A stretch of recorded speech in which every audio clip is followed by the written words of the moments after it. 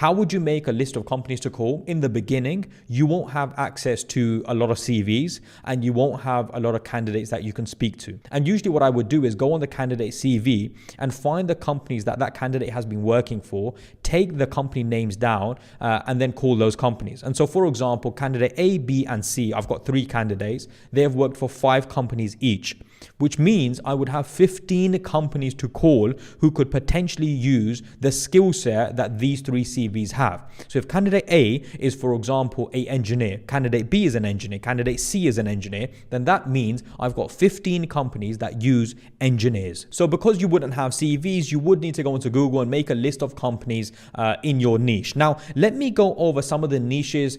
If you guys want to make £10,000 by the second month and you want to make quick money and you want to get in quick and, get the fruit at the bottom of the tree, I would say some of the niches that maybe I would focus on would be in the engineering side. It would be production, assemblers, it would be PCB guys, it'd be wiring guys, it'd be technicians, it'd be CNC machinists, it'd be 5-axis, 3-axis machining guys, anything in the engineering production factory side, the assembly side, the machining, that side that you can think of. Those are some of the job titles I would maybe do. Away from that, I would look at logistics, and by logistics I mean warehouse guys, pickers and packers, dispatch guys, forklift drivers. I would also look at people who do driving or drivers. When it comes to drivers, sometimes you are looking at HGV drivers, some are non-HGV, so you don't need a license for it. These sort of guys you will be able to get in quite quickly compared to others. Another market that is quite good is construction, and with the construction side,